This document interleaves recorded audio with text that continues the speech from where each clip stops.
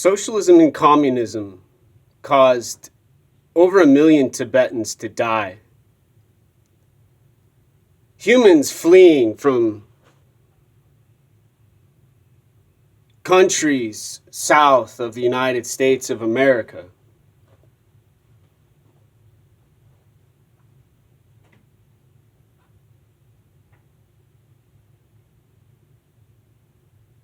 But so many humans in this country now with no name, no flag, other than the Pride Rainbow example displayed in Seattle, Washington, as probably an option for their new and improved government. They are building to overthrow the White House. To have the climate change stopped, inequality reduced and declared non-visible,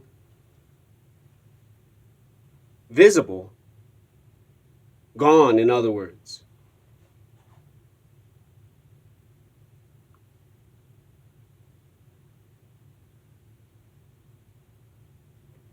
And nobody pauses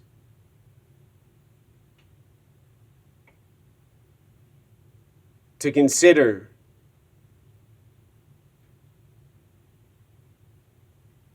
there's no other object to inhabit as a human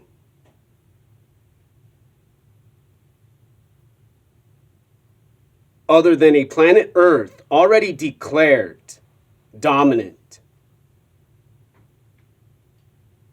by those who enjoy their social prestige and power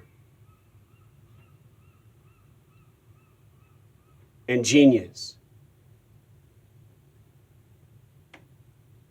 There's no secret or mystery why those humans are leaving those countries to come to the United States of America from those Hispanic countries who speak Espanol, Spanish, down south in Mexico where there's cartels selling fentanyl and crack and heroin and meth, not only to the Mexican humans who are hiding from their brutality, but to the United States of America, who they want destroyed as badly as those humans who inhabit the USA.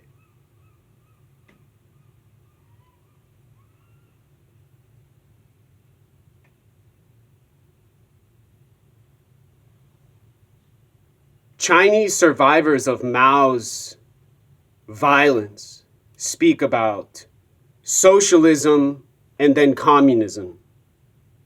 Indoctrination and no choices and no freedom and no options other than what the government says to do.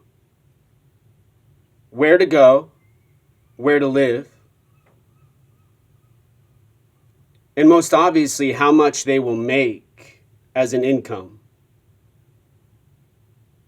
How many children they will have with their family. And then what those babies will do when they are born.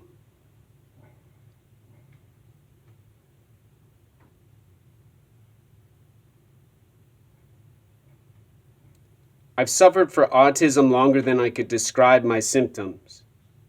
I've been abused more by the mental health system than I have ever seen an awakening in those conditions. And those same people who destroyed the health and medicine of the brain available to those who need the services cause cognitive dissonance and worse for stimulation and art and a reward for those who fight against fascism, the worst evil they describe with their philosophy and theory about their mathematics and information, they've collected and learned has to do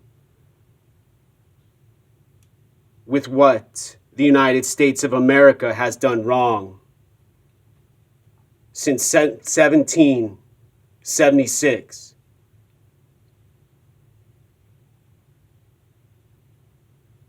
They say, well, that's a first step. Well, that's good.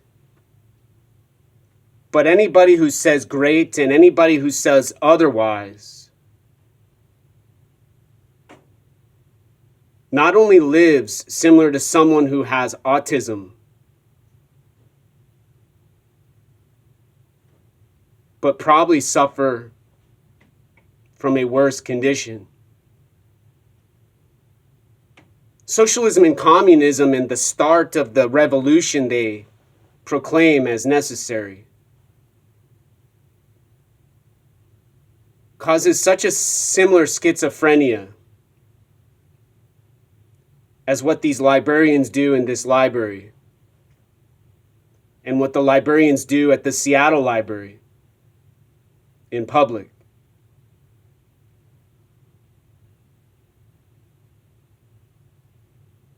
Policing silence and allowing those with the elder statute of brilliance and accomplishment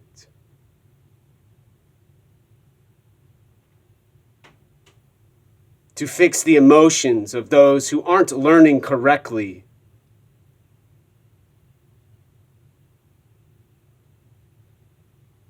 In their world.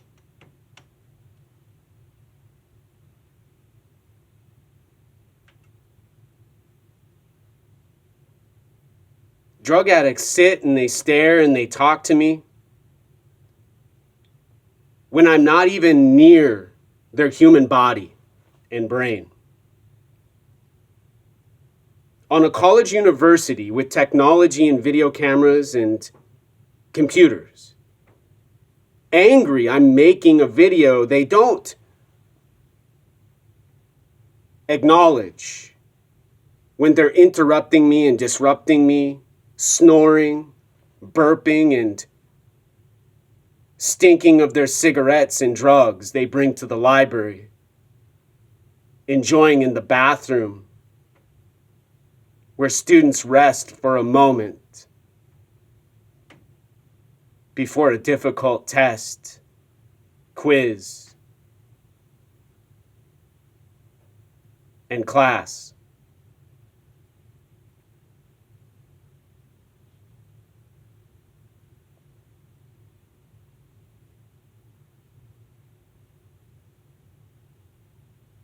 I have never been so discouraged as a human in these conditions. Never been as dismayed as I am now, having spent so long with a Tibetan refugee who now lacks the emotion he lost from drinking and drugs, with the stories he still shares from when he left socialism and communism for freedom, to practice his Tibetan Buddhism.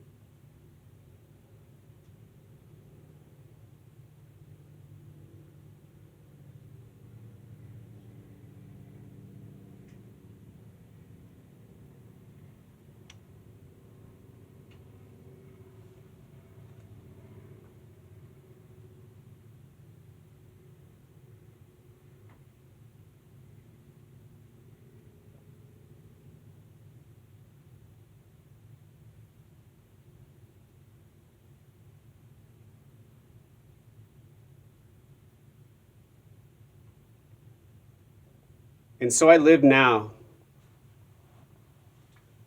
I study for I don't know what. Barack Obama calls what is the what? David Eggers calls what is the what?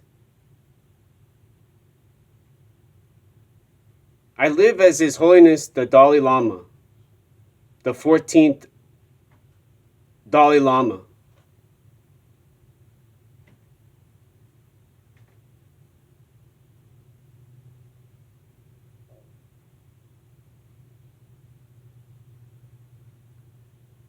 I live as His Holiness the 14th Dalai Lama describes, as a simple monk,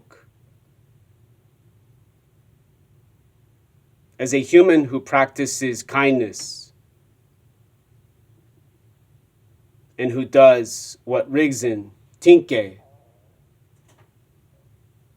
describes as helpful. But I do not speak, nor will I ever speak again.